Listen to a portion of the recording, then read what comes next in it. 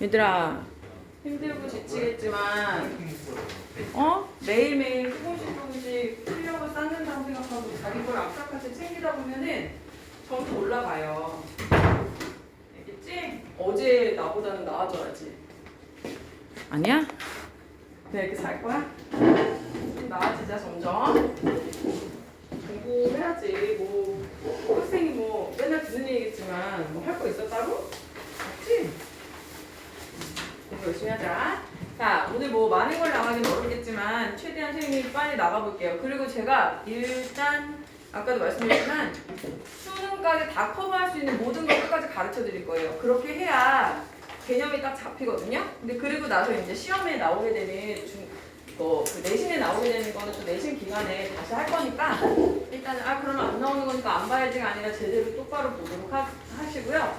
문법 공부할 때 제가 항상 강조드렸지만 큰 틀에서 봐야지 그 지역적인 부분만 보게 되면 이해가 잘 안 됩니다. 오늘 우리 뭐 할 거냐면 지난 시간에 우리 뭐 배웠어요?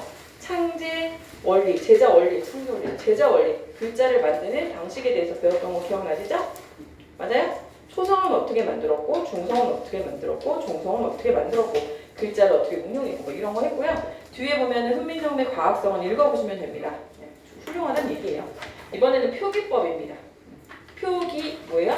글자를 어떻게 표기할 것이냐, 기록할 것이냐에 대한 건데 이 1번 이어적기, 두 번째 받침의 표기, 3번 띄어쓰기 이렇게 정리되어 있어요.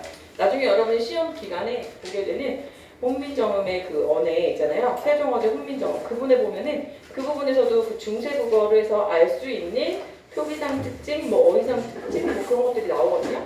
이 개념을 정확하게 잡고 계시면 그거 가서도 그건 하나의 사례일 뿐이니까 얘를 적용해서 이해할 거예요. 그것을 이해하기 위한 기본 작업이다라고 보시면 됩니다. 정말 중요하죠. 이어적기는 제가 문법 하기 전에 고전 문학하면서 설명해드렸었어요. 그죠? 이어적기 방식. 다른 거 뭐 있었죠?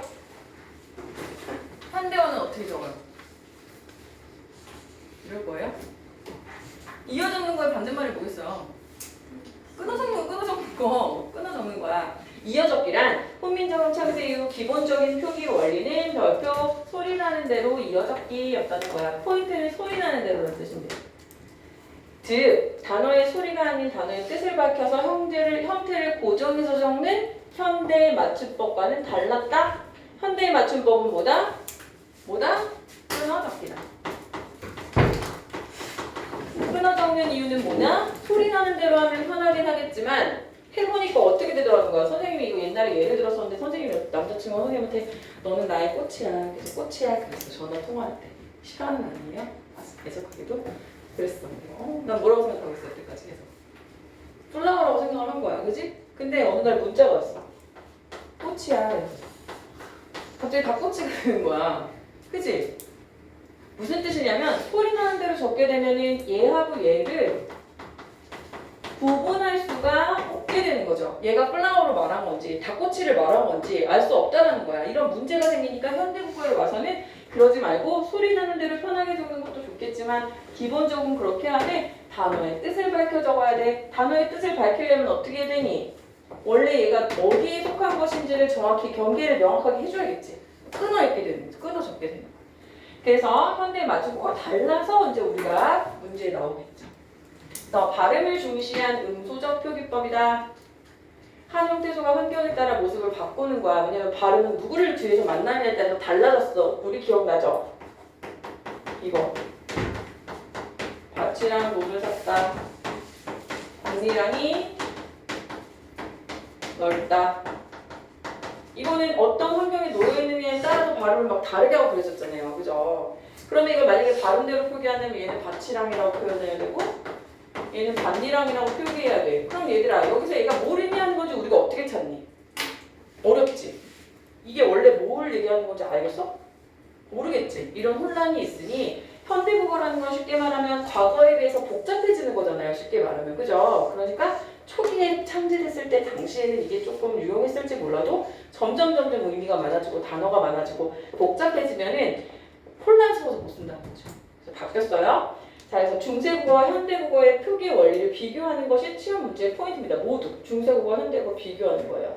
자, 어떻게 한다고요? 중세에는 소리 나는 대로 적깁니다.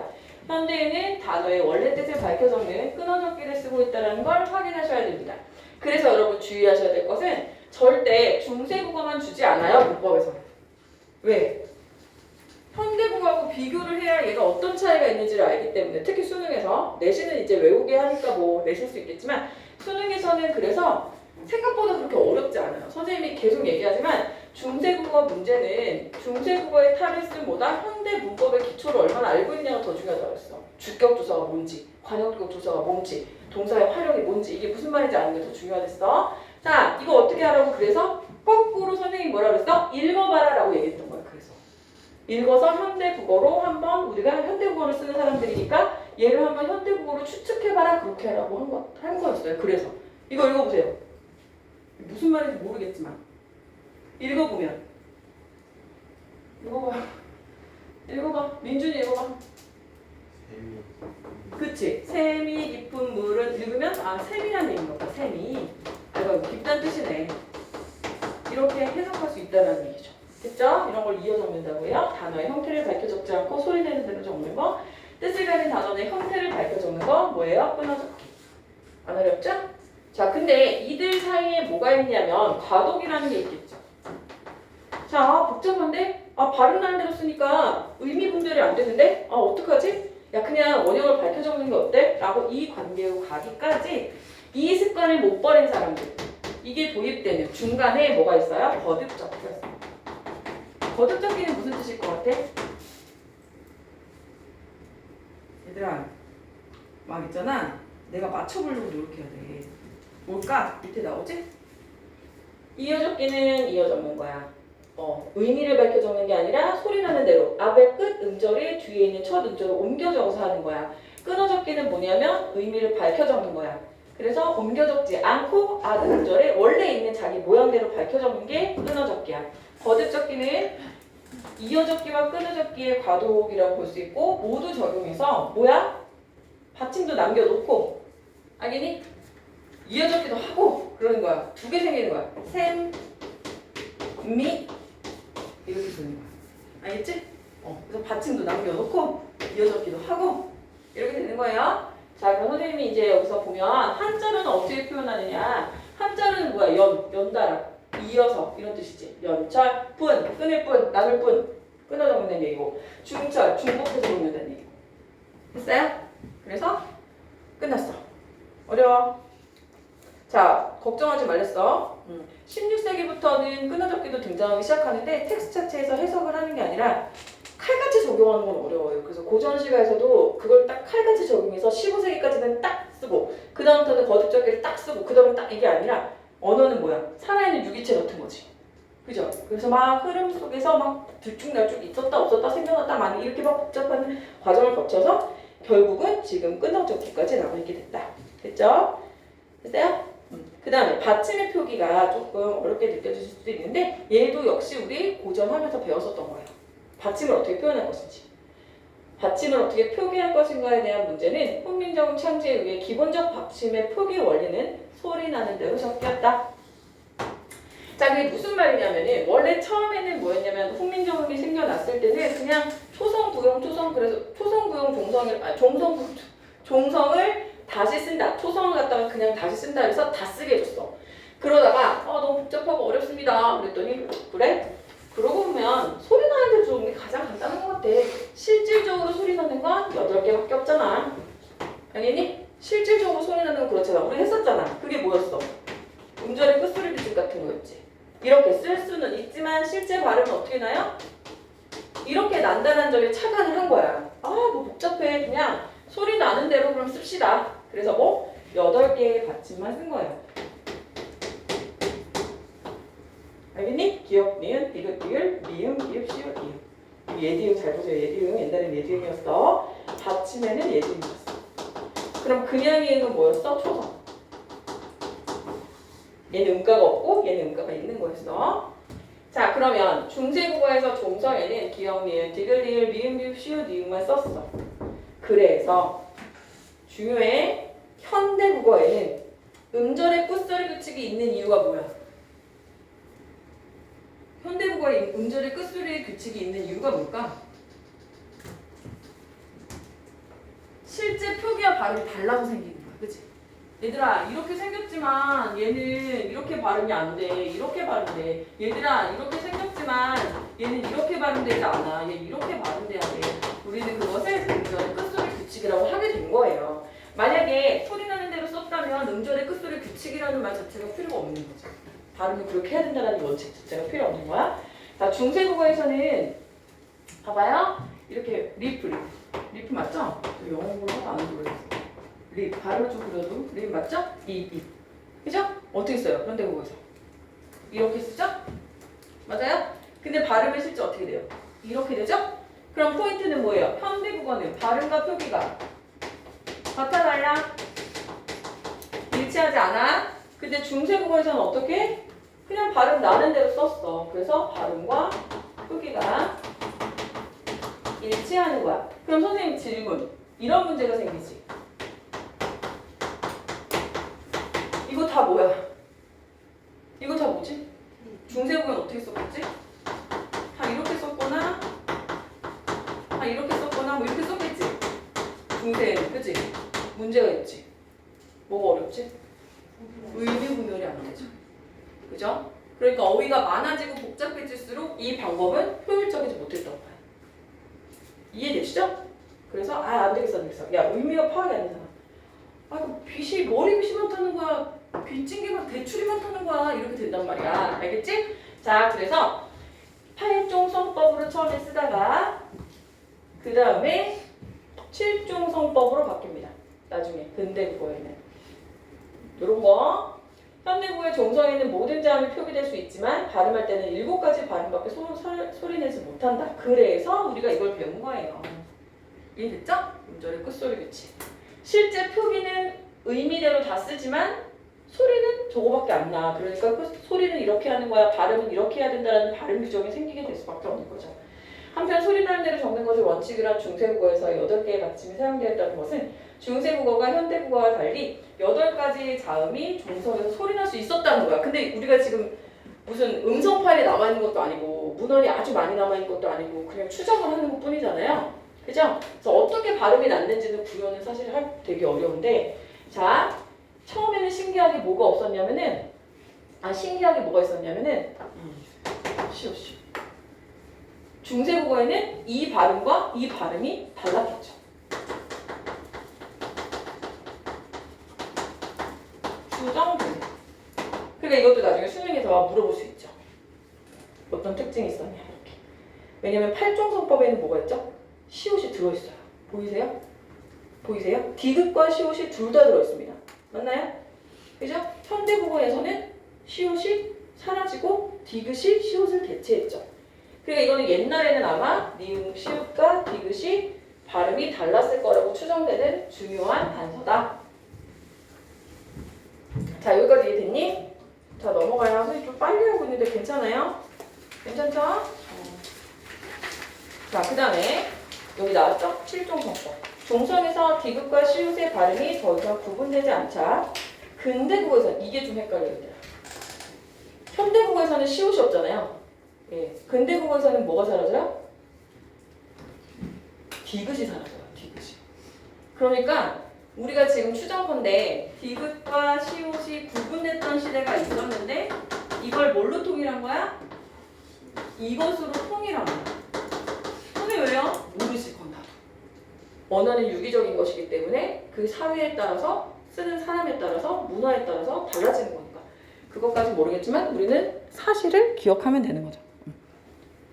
정리해 볼게요. 자, 처음에 한글이 창제됐을 때는 받침에 뭘 쓸 수 있었다? 전체를 다 쓸 수 있었다. 종성, 부용, 초성. 완전 초반에 종성을 부용 다시 씁니다. 뭘로요? 초성으로요.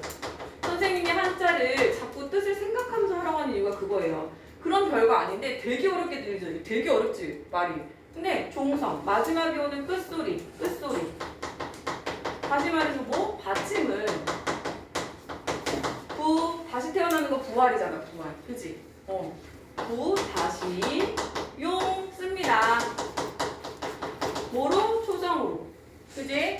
그러니까 초성에 오는 자음은 종성에 모두 올 수 있었어요.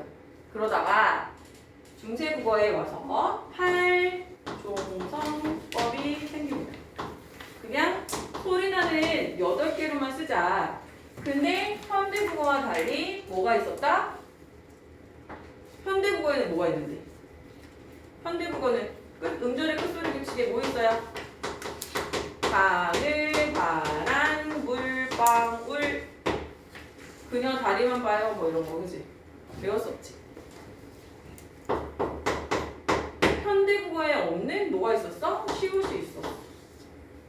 이해되니? 그래서 우리가 추정컨대 디귿도 있고 시옷도 있네. 그러면 옛날에는 뭐야? 구분이 됐었다는 얘기인가 봐. 그니? 그러다가 근대국어에 와서 칠종성법으로 바뀌는데요. 칠종성법에서 또 이게 또 골 때려. 왜? 현대국어랑 또 달라. 다르니까 근대국어겠지. 그치? 뭔가 변화를 겪었어. 얘는요. 현대국어와 달리 뭐가 사라지고 디귿이 사라지고 시읒으로 통일됐어. 그래서 현대국어랑 달리 뭐가 없고 디귿이 없고. 알겠니? 리을, 미음, 비읍, 시옷, 이음 이렇게 정리돼요? 정리가 돼야 돼 얘들아. 디귿이 없고 리을, 미음, 비읍, 시옷, 이음이 있는 거야. 됐어요? 그렇게. 자, 그런데 선생님 활동성법에서는 예비음이었는데 얘가 이음이 됐네요. 이것도 근대국어에서 일어난 일인데 밑에도 배워요. 얘가 사라지면서 이음으로 통폐합됩니다. 그래서 이렇게 된 거예요. 자, 활동성법에 의해서 디귿으로 표기되던 것이 시옷으로 표기되는 사례들이 이렇게 있다라는 얘기예요. 정리되세요? 조금 어렵지만 다시 종성, 부성, 초성이었다가 야, 소리 나는 것만 그냥 골라 쓰자. 활동성법을 썼는데 현대국어와 달리 기역, 니은, 디귿, 리을, 미음, 비읍, 시옷, 이음까지 디귿, 시옷이 다 있었어. 그래서 8개였어? 디귿과 시옷이 오늘날과 달리 구분이 됐었나 보다. 그리고 근대에 와서 칠종성법으로 바뀌었는데 현대국어와 달리 이 시옷이 디귿으로 들어온 게 아니라 디귿이 시옷으로 들어갔네? 얘는 시옷이 있다는 특징이 있네? 그 부분. 그 다음에 종성에는 이응이 예디응이었는데 예디응이 사라지면서 이응으로 통합되면서 근대국어에서는 끝소리 규칙에 이응이 들어갔더라고요. 됐죠? 됐어요. 그 다음에 띄어쓰기입니다. 띄어쓰기. 띄어쓰기는 여러분이 이제 세종어제 훈민정음이라는 거를 예로 배우실 건데 그거 배울 때 보면은 다다다다다다 붙어있어. 다다다. 뭐가 없었어? 띄어쓰기가 없었다. 진짜요? 되게 좋았겠지. 근데 지금 우리가 공통적으로 생각해보면 복잡해지면 복잡해질수록 점점 불편해지는 것들을 다 중세국어의 특징을 갖고 있어. 띄어쓰기가 안 되면 어휘가 많아질수록 구분이 또 안 되잖아요. 띄어쓰기가 처음에 없었다. 근대국어 말기에 처음 띄어쓰기가 나타나지만 그때도 규칙을 갖추지 못했다. 그래서 우리가 배우게 될 세종어제 훈민정음, 나라 말씀이 등기의 나라, 문자로 서로 삼았기 아니할세 이게 이렇게 다 붙어졌다는 얘기야. 이 점 뭐야? 뭐야 이거? 현대국어에 없는 거잖아. 얘들아 이거 조금 약간 세속적인 비유긴 한데 선생님이 이거 중세국어 고대국어 설명할 때 이게 비포에 붙어있잖아. 성형전, 성형후, 화장전, 화장후 이런 거 있지. 살 빼기 전, 살 빼기 후처럼 선생님이 동생이, 남동생이 나랑 여동생이랑 연예인 얼굴 바뀌면은 야, 쟤 또 뭐 하고 났다. 쟤 눈 한 거 같지? 쟤 코 한 거 이러면은 되게 한심하게 보거든. 근데 우리는 그건 기가 막히게 찾아내. 그치? 똑같아. 중세국어와 현대국어의 모양이 어떻게 달라졌는지를 물어보는 게 중세국어 문법의 포인트예요. 알겠죠? 그러니까 없잖아 지금은. 옛날엔 있었네? 출제 되겠어 안 되겠어? 물어보겠지? 얘 뭐였어? 점이잖아. 무슨 점이야?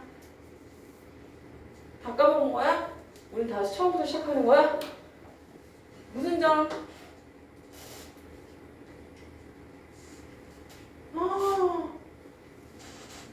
방점. 방점이 뭘 나타내는 거야? 이거 어떻게 읽어내는 거예요? 나라 말싸미 빙기게 타라 이렇게 읽어. 왜? 이때는 음에 높낮이가 있었어. 이거 다 까먹었네. 하나 찍는 거, 하나 더 없는 거, 두 개 찍는 거. 복습해라. 다음 시간에 시험 볼 거 너무 많다. 1시간 일찍 와야 될 것 같아. 지금. 어? 말도 안 돼? 드디어 시험 보러 토요일 날 나와야 되겠다 지금. 이렇게 다 까먹고 있으면 안 돼. 다음 시간에 지금 관동배워 볼 게 아니라 지금 중세문법도 봐야 되게 생겼네. 관동배목을 조금 줄여서 본사 하나씩만 보고 중세국어도 시험을 봐야겠습니다. 중세국 공부하세요. 방점 기억나요 이제? 성조를 나타낸다. 기억나십니까? 좀 오래돼서 제가 참아요. 복습해요. 알겠죠? 아직 안 배웠나? 옛날에 한 번 잠깐만 말해서 까먹었을 수도 있겠다. 막 강조한 건 아니어서. 갑니다 이제. 이번에는 뭐 할 차례냐면요. 여태까지 우리 뭐 했어요? 표기를 어떻게 할 건지. 받침은 어떻게 표기할 건지. 띄었을 건지 이었을 건지. 그치? 이어적기 할 건지 끊어적기 할 건지 그런 거에 대해서 특징을 배웠어요. 이번에는 의문과 어문변동입니다. 제가 뭐라고 말씀드렸냐면요. 여기 보시면 아시겠지만 자음, 어두장군, 모음, 성조 여기도 나와요. 의문변동, 부계음화, 원순모음화, 두음법칙, 모음조화야. 제가 그래서 현대국어에 대한 기본 베이스가 탄탄한 애들은 중세국어를 안 어려워한다고 얘기한 거예요. 알겠죠? 네. 기억이 잘 안 난다면 복습을 하셔야 됩니다. 자, 의문이 뭐였어요? 의문이 뭐였니? 말의 뜻을 구별해주는 추론 단위였어. 그죠? 크게 비분절 의문과 분절 의문이 있었습니다. 분절 의문은 자음과 모음이었어요. 잘하십니다. 오, 좋아요. 그럼 자음은 그러면 중세국어에 어떤 특징이 있었나 보는 거예요. 알겠죠? 자음에는요, 여러분이 지금은 쓰이지 않지만 그때는 쓰였던 그런 모음들이 있습니다. 자음도 있고 모음도 있어요. 자, 거기 보시면 이상하게 생긴 게 있어요. 이 10원처럼 생긴 거 있죠? 예, 그죠? 그죠? 뭐야 이게? 이렇게 생긴 것도 있어요. 예? 이게 뭐야? 이렇게 생긴 애도 있고요. 이렇게 생긴 애도 있어요. 근데 요즘에는 소실은 사라진다는 뜻이에요. 사라지는 순서를 잘 묻지 않지만 묻는 경우도 있기 때문에 이걸 하나만 그려놓으세요. 그려놓으세요, 이거.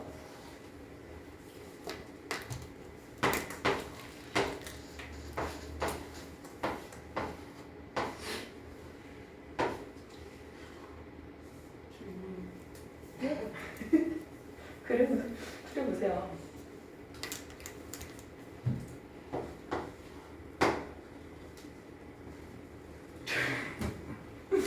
지금은 쓰이지 않는 사라진 순서예요. 순서. 의문이 사라진 순서. 자, 뭐부터 사라졌어요? 이렇게 생긴 것부터 사라졌어요. 알겠어요? 그 다음에 선생님 어릴 때도 이거 사라졌고요. 그 다음에 이게 사라졌고요. 이게 사라졌고요. 마지막까지 살아남은 애는 얘예요. 아래야. 근데 얘는 이제 선생님 색을 다르게 하는 이유는 얘만 모음이에요. 얘는 자음이고요. 맞아요? 자, 이제 이름을 하나씩 배워보도록 하겠습니다. 얘는요, 순경음 비읍이에요.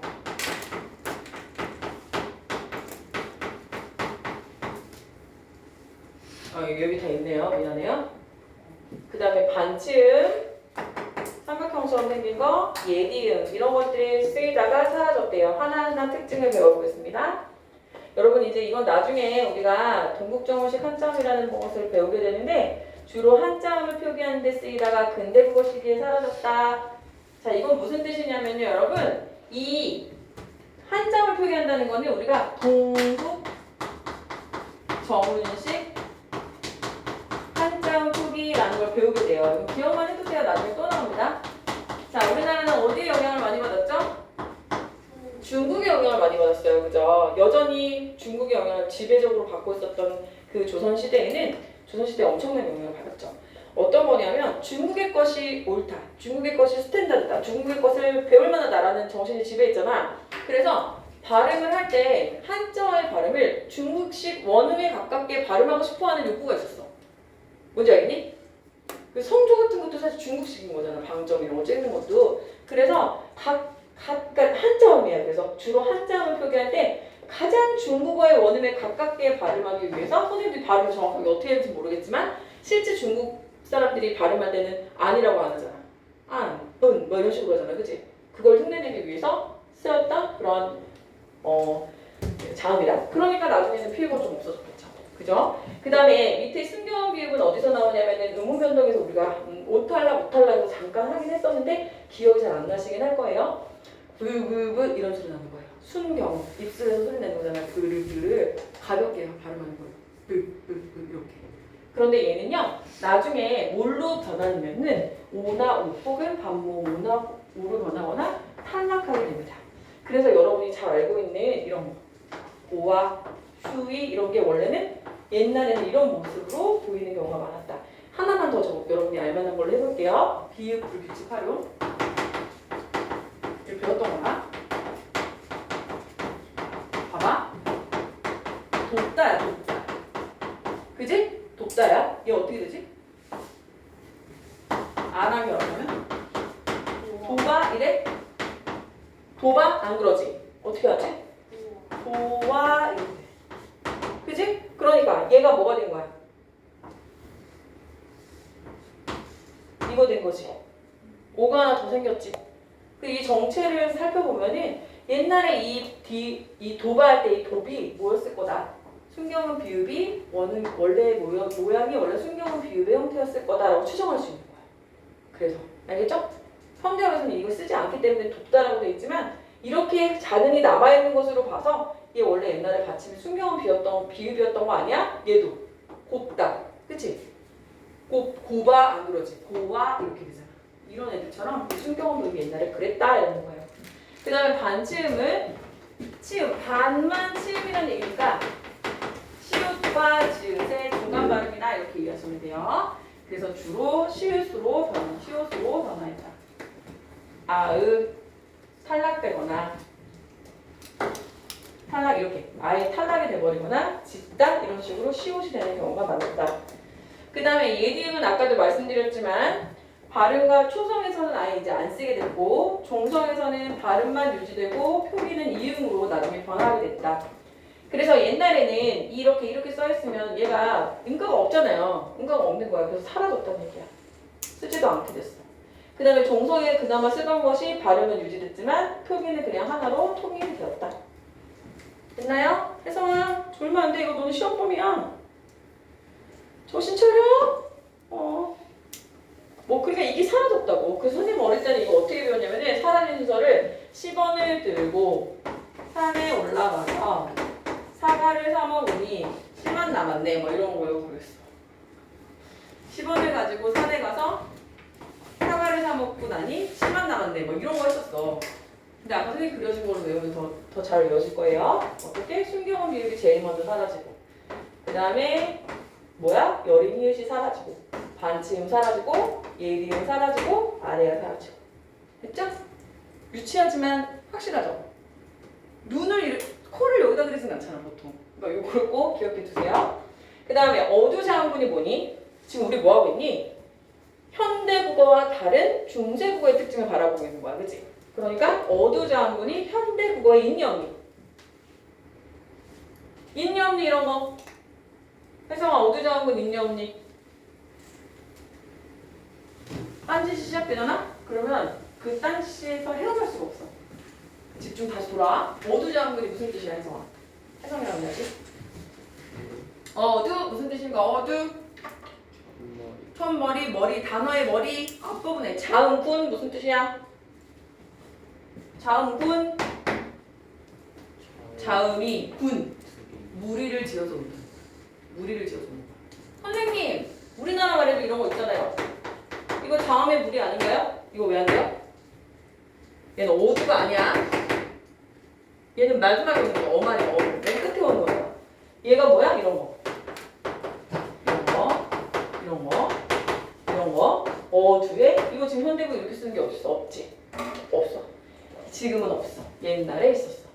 이렇게 심지어 3개를 쓰는 경우도 있었어. 이럴 때는 보통 어떻게 읽으라고? 옛날에는 아마 이게 소리를 내는 거였을 거야. 그러니까 썼겠지. 그러니까 뿌들 이렇게 읽거나 붓살 이런 식으로 읽었겠죠. 근데 점점 그게 발음하는 게 불가능해지고 비효율적이 되면서 그냥 된 소리로 바뀌었다. 라고 생각하시면 돼요. 알겠어요? 그래서 쌀 흔적을 선생님이 한번 찾아볼게. 좁쌀 알아? 좁쌀? 좁쌀? 좁쌀 몰라요? 알죠? 물론. 조와 쌀이 합쳐지면은 그냥 조쌀이라고 해야 되잖아. 근데 조쌀이 아니다? 좁쌀이라고 해.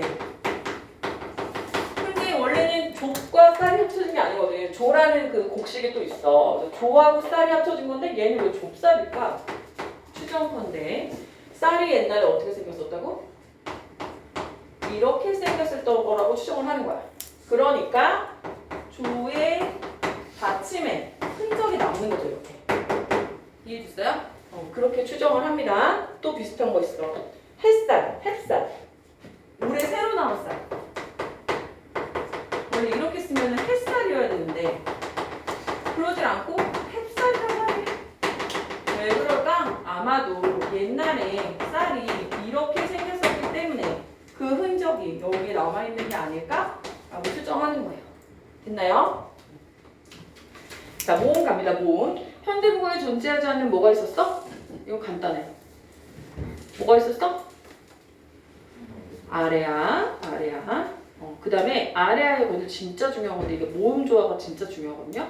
모음 조화에서 아래아의 소실은 사라진다는 뜻이에요. 소실이 뭐에 영향을 줬다? 모음 조화 파괴에 영향을 줬다. 이거 오늘 진짜 중요해요. 배울 거예요. 우리 이거 모음 조화는 선생님 설명해 줬는데 기억나니? 모음 조화가 뭐였니? 얘들아. 얘들아. 배웠는데 이거 모음 조화. 자, 이거 기억나? 얘들아, 깡충이 어울리니, 깡충이 어울리니. 그럼 충은 뭐랑 어울리니? 깡충이어야 된다 그랬어. 이렇게 우리 음성 상징어의 의지까지 현대국어에서는 흔적이 남았고 오늘날은 모음 조화를 지키지 않는다고 했는데 모음 조화는 중세국어에서 미친 듯이 중요합니다. 정말 많이 나와요. 꼭 기억해야 돼요. 결국은 모음이 조화를 이룬다는 것은 끼리끼리 논다는 거 아니니? 그치? 모음의 성격을 양성과 음성으로 나눈다는 것까지 기억나니? 혹시 자 양성이 되려면 어떻게 되니? 양성이라는 것은 여기 해가 있어. 그렇지. 위로 올라와야 돼. 위로. 그치? 밑으로 내려가면 그늘이 지는 거야. 음이 되는 거죠. 자 여기가 바깥이에요. 여기가 집이고요. 여기가 아니고 실내고 여기가 바깥이에요. 왜요? 여기 해가 있어. 어디로 나가야 되니? 바깥으로 나가야 해를 보는 거야. 그치? 집 안으로 들어오면 해가 안 보이는 거예요. 그래서 기본적으로 얘네가 세트예요. 그러니까 당연히 얘와 같은 요런 거는 이걸 다 포함하고 있으니까 다 양성과 음성으로 나눠줍니다. 맞아요? 그 다음에 은은 음성이고요. 이는 중성이에요. 얘들아 미친 듯이 중요하다. 그래서 봐봐. 얘는 밖에 있지. 양성이야 음성이야? 밖에 나갔으니까 해가 있잖아. 그치? 양성이야. 그럼 얘 뭐랑 어울리는 거야? 양성이랑 어울리는 거야. 알겠죠? 얘는 집 안으로 들어왔죠. 음성이니까 딱 밑으로 들어간 음성과 어울리는 거예요. 껑충껑충. 됐나요? 그럼 음성은 어떤 느낌을 주냐면 무겁고 묵직하고 그런 느낌을 줘요. 자, 졸졸졸. 줄줄줄. 뭔지 알지? 줄줄 흘린다.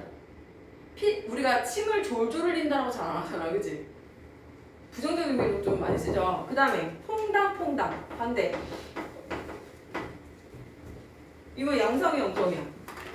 퐁당퐁당. 가볍고 밝고 경쾌한 느낌 주지? 반대로 퐁당퐁당. 그러면 묵직하고 무거운 느낌을 주는 거예요. 뭔지 알겠어요? 자, 그 다음에 중요한 거니 여기서 아래아의 소실은 그럼 아래아는 원래 어디 있었던 거니? 얘 대신 썼겠지. 그지? 맞지? 얘 대신 썼을 거 아니야. 근데 얘가 소실이 됐어. 흔들리는 그 뜻이에요. 이건 다시 나오니까 다시 나오면 또 하겠습니다. 자, 그 다음에 성조 별표. 자, 얘도 아까 제가 뭐라고 말씀드렸냐면 동북 정운식 한자음을 말하면서 우리나라는 중국의 영향을 많이 받았고 사대주의가 지금 창피하고 좀 마음 아픈 역사긴 하지만 뭐 그 당시에는 어쨌든 그랬으니까 중국의 역사를 따라하고 싶어하고 중국의 역사를 옳은 거라고 생각하고 중국의 문화를 받아들이려는 의지가 굉장히 강했다고 했어. 성조는 그래서 중국의 발음과 유사하게 만들어내기 위해서 고안한 거예요. 중국은 성조가 있잖아요. 니하오 이러잖아요. 니하오 이러잖아. 피하오량 그래서 비아오량 이게 다 발음이 달라지면서 발음이 아니라 성조에 따라서 뜻이 다 달라지는 그런 언어란 말이에요. 얼마나 다행인가 우리는. 그지? 근데 우리나라 말은 원래 성조가 없죠. 근데 이때는 있었던 얘기야. 자, 그럼 어떻게 표시하느냐? 성조, 음의 높낮이 방점으로 표시했다. 근데 언제부터? 16세기 문헌을 살펴보니까 국어학자들이 살펴보니까 16세기부터는 그 방점이 안 보인대래. 그럼 우리가 추측할 수 있지. 그때부터는 방점이 사라졌나 보다. 근데 얘들아, 높낮이를 다 체크하면서 산다는 게 쉬운 게 아니잖아. 그치? 임진왜란을 겪으면서, 병자호란을 겪으면서 사람들의 삶이 얼마나 빡빡해졌겠어, 힘들고. 근데 거기서 뭐 하나하나 그걸 다 따지고 있었겠어. 추정컨대 사라졌다라는 근거가 된다. 자, 그럼 여기서 우리가 기억해야 되는 게, 자, 성조 써놓으세요. 성조. 여기는 없어. 방점. 높낮이. 자, 점을 안 찍어. 그걸 우린 뭐라 그래? 아무것도 없는 거니까 평범한 거지. 점을 안 찍은 거를 평성이라고 합니다. 그러면 어떻게? 낮게 시작하는 거야. 지금 점 하나도 없지, 나 이렇게 되는 거야. 알겠니? 근데 점이 하나 있다. 점이 하나 있어. 얘를 뭐라고 부르냐면 거성 이런 거. 얘는 높게 발음하는 거야. 지금 얘는 뭐예요? 나랏 이렇게 되는 거야. 나랏 이렇게 되는 거야. 알겠지? 그 다음에 점을 2개 찍어. 상성. 얘는 상승한다라고 생각하시면 돼요. 낮았다가 높아지는 겁니다. 이건 나중에 현대국어에 그 낮았다가 높아지는데 장음으로 기록이 되는데 그것까지는 못 해도 돼요. 그것까지 하면 너무 복잡합니다. 자, 이것까지는 아시겠죠? 그럼 얘는 어떻게 되는 거야? 나라, 말 이렇게 읽는 거야. 알겠지? 진짜 실제 이렇게 발음했다고. 교수님이 이거 구현해 놓은 게 있거든? 재현해 놓은 게 있는데 나라, 말, 쌈이 이렇게 읽고. 알겠니? 빙기게 해봐. 나라, 말, 쌈이 맞지? 빙기게 달아. 알겠지? 얘는 나라, 말, 쌈이 빙기게 달아 이렇게 읽었다는 거야. 됐니? 자, 그런 다음에 여기서 하나 추가해 줄 게 있는데 바로 입성이라는 거예요. 입성은요, 점이 없다라기보다는 점 개수와 점과 무관해. 그럼 얘는 언제 시키느냐? 얘는 받침하고 관련돼. 받침을 하게 되는 건데 이거 학교에서 가르치는 데가 있고 안 가르치는 데가 있는데요. 일단 바다, 가세 이렇게 외우세요. 바다, 가세. 바다의 가세. 바다, 가세로 끝나는 경우에는 빠르게 닫아요. 발음을. 바다. 여기 있어? 바다, 가세 있어? 여기 있지? 그치? 여기 있지? 이러면 점의 크기와 점의 개수와 상관없이 나랏 이렇게 읽어주는 거야. 나랏. 빙기. 알겠니? 그런 거 우리가 입성이라고 해요. 빠르게 닫는.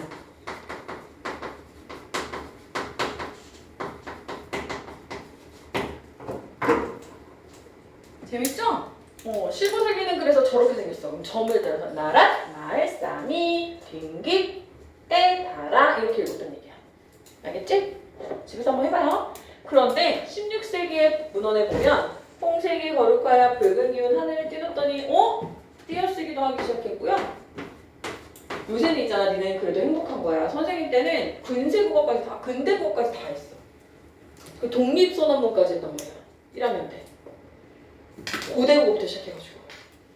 근데 요즘에는 교과서들이 굉장히 단순해져가지고 대신 그래서 애들이 니네는 막 힘들다고 하지만 사실 공부를 제대로 안 시키는 것 같아. 학교에서 가르쳐준 게 너무 없어. 미안해, 잘 가르치는 선생님한테 죄송하지만 교과서 자체의 구성 자체가 너무 부실해. 중학교 더 심해. 중학교 진짜 심하더라. 중학교는 1학년 동안 배우는 시가 한 4개밖에 안 돼. 그렇지. 아니야? 니네는 되게 많이 배운 것 같이 표정을 짓고 있네. 됐니? 요거 성조라고 해요. 자, 넘어갑니다. 숙제는 옆에 있는 이제 문제들을 풀어보시는 거예요. 별거 없습니다. 그다음 다음 주에 오시면 제가 이거에 관련된 문제들을 다 배우고 나서 이제 관련된 문제들을 숙제로 내드릴게요. 사실 이제 중요한 것들이 막 줄줄이 나옵니다. 그러면 뒤에 넘어가시면 주격조사, 이거 주격조사, 목적격조사, 관용격조사 시험 문제고요. 평서형, 명령형, 청유형, 간탄형은 잘 안 나오고 그 다음에 의문문 무조건 시험 문제고요. 수능이 정말 많이 나오고 높임 표현 정말 많이 나옵니다. 중요한 것들이 쭉 기다리고 있어요. 자, 음운변동 갑니다. 창제 당시에 없었던 음운변동이 후에 나타나는 거예요. 다 발음의 편의성 때문에 그렇거든요. 근데 결국은 처음에는 처음 만들어졌을 땐 그렇잖아요. 그대로 유지될 것 같지만 막상 사람들이 생활 속에서 쓰다 보면 불편한 점도 생기고 그래서 사라지는 의문도 생기고 사라지는 의문이 생기기 때문에 또 파괴되는 것들이 생기고 이런 변화들이 겪게 된다는 겁니다. 그래서 우리의 포인트는 뭐다? 항상 현대국어와 비교한다. 알겠죠? 1번 중세국어 시기의 단어들은 근대국어 시기의 다음과 같은 의문 변화를 거쳐서 표기가 달라졌다. 그럼 여기서는 뭐 해보자는 거예요? 근대국어와 중세국어를 비교해보자는 거예요. 그죠? 근대국어는 뭐겠어요? 현대국어로 오기까지의 과도기겠죠, 지원씨. 지원씨, 멀쩡, 집중. 집중해. 흐트러지면 안 돼. 자, 1번 국외음악. 국외음악은 뭐였죠? 지원씨, 국외음악은 뭐예요? TNC 이나, 오, 그렇지. 얼굴 잘 읽네. 치우스로 기억나? 현대국어에 있었어. 그게 현대국어의 국외음악은 그래서 기억나죠? 실질 형태소와 형식 형태소인지를 확인해서 그 경계에서만 일어나는 게 차이지?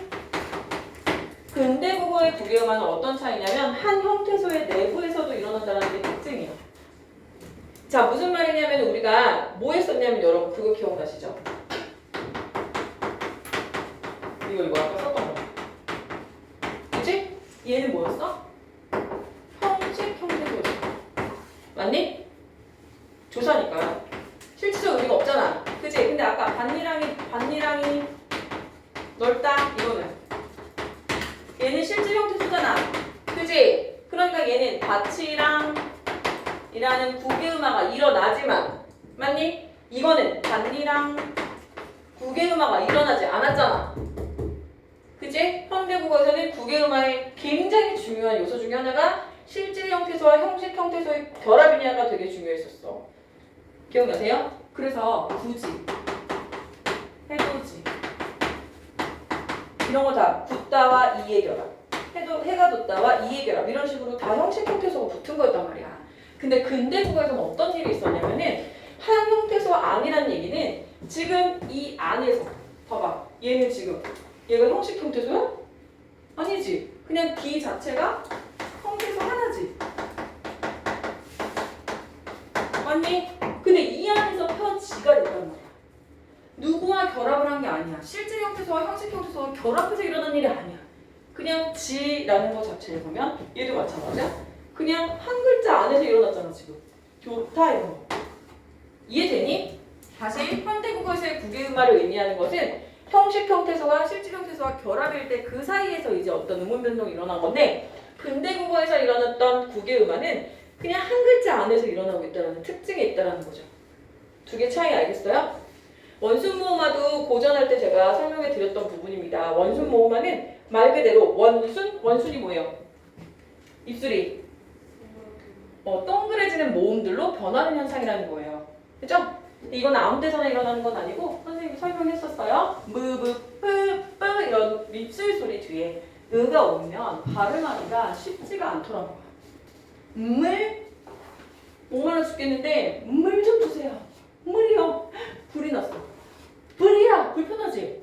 불이야 해봐. 불이야 불편해. 그래서 얘가 편해지기 위해서 발음을 편하게 하기 위해서 입술 소리 뒤에 오는 평순이 원순으로 변하는 일들이 일어났다. 그래서 중세에는 이렇게 쓰던 걸 현대에는 이렇게 쓴다. 그런 의미예요. 됐죠? 두음법칙. 두음법칙 뭐였죠? 두음법칙 뭐였어요? 나 여기까지 끝내고 싶단 말이야. 단어의 첫머리에 뭐 오는 거 싫어하는 거예요? 리을이나 니은이 오는 걸 꺼려하는 현상이에요. 옛날에는 그랬다 안 그랬다? 옛날에는 안 그랬다. 그런 거 별로 신경 안 썼었다. 현대에 와서 그게 일어났다 이런 얘기죠. 그래서 여기 보면 리를 보자 이런 말 있잖아요. 리를. 양식, 모임 이런 거 그냥 썼다는 거예요. 옛날에는. 자, 4번 별표 치세요. 모음조화 방금 조금 전에 설명했던 부분입니다.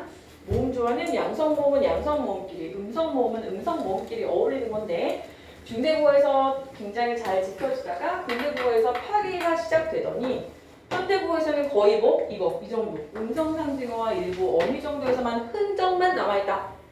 중요해요. 자, 그리고 양성모음 아까 말씀드렸습니다. 뭐예요? 바깥으로, 땅 위로. 아래하는 아와 같은 말이니까 여기 들어가는 거고 얘네들이 들어가서 만들어진 이중 모음들 다 포함. 그치? 이걸 일일이 다 외울 수는 없으니까. 그 다음에 의가 음성이라는 거 중요하고요. 집 안쪽으로 해가 없는, 땅 밑으로 해가 없는 이런 애들 음성이고 걔네들을 포함하고 있는 이중모음 다 전체. 밝고 작고 경쾌한 느낌이고 어둡고 크고 무거운 느낌이에요. 그 다음에 중성모음 이는 여기도 쓸 수 있고 여기도 쓸 수 있다는 얘기예요. 중세국어에서 양성모음과 음성모음의 대립은 굉장히 철저했어요. 알겠죠? 그래서 이제 뒤에 나오는 것과 아주 밀접한 관계들이 있기 때문에 아주 중요합니다. 그래서 보면은 봐봐. 조사를 하나 붙일 때도 봐봐. 우리는 지금 는, 은는을 구분하니? 난 이런 거 써 안 써? 안 쓰지? 근데 얘는 옛날에 나는을 이렇게 쓰지 않았어. 나난 이렇게 써. 왜? 얘 양성이야 음성이야? 양성이잖아 그치? 양성을 지키는 거야. 그러니까 얘가 사라지는 순간 모음조화가 지키기 어려워졌겠지. 무슨 말인지 알겠죠? 더 놀라운 건 이거예요. 그래서 이거 한번 보여줄게요. 자, 나는 너를 사랑해요. 빵을 사랑해요. 이 을은 둘 다 목적격 조사예요.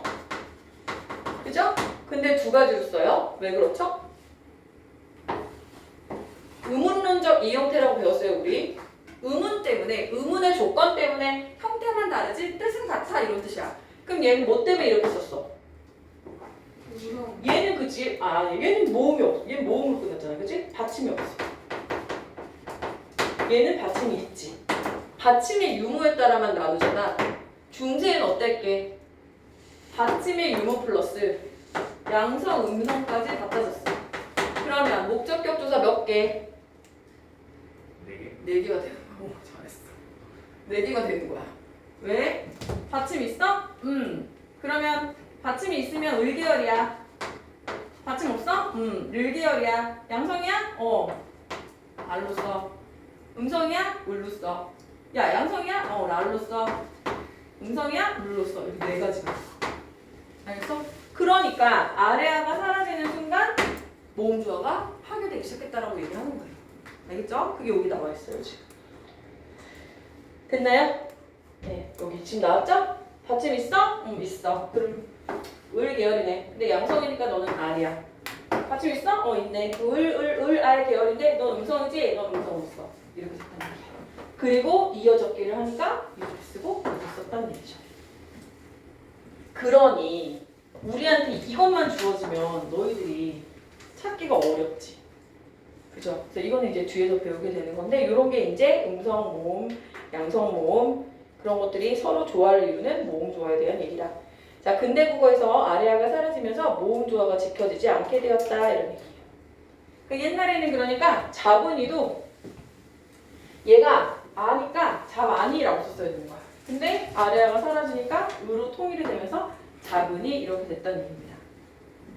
됐어요? 자, 숙제는 여기까지 문제 옆에 있는 거 조그만 거 풀어오시고 관동절구, 본사, 투와 결사. 자, 숙제 정리해 드릴게요. 관동절구,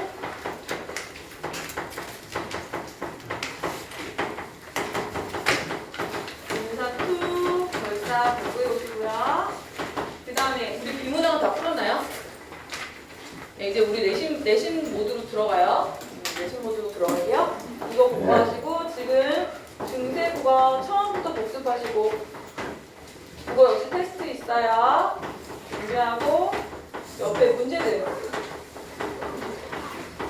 풀어 오십니다. 알겠죠?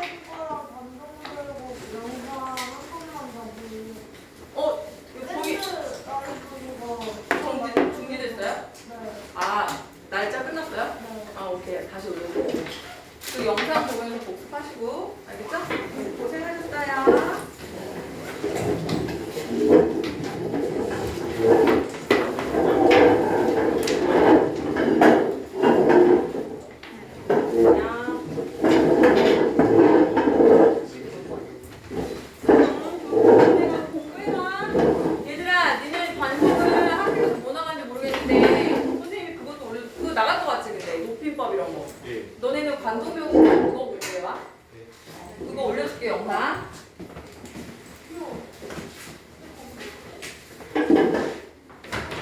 다음 주에 출연금 나가요. 할 게 너무 많네.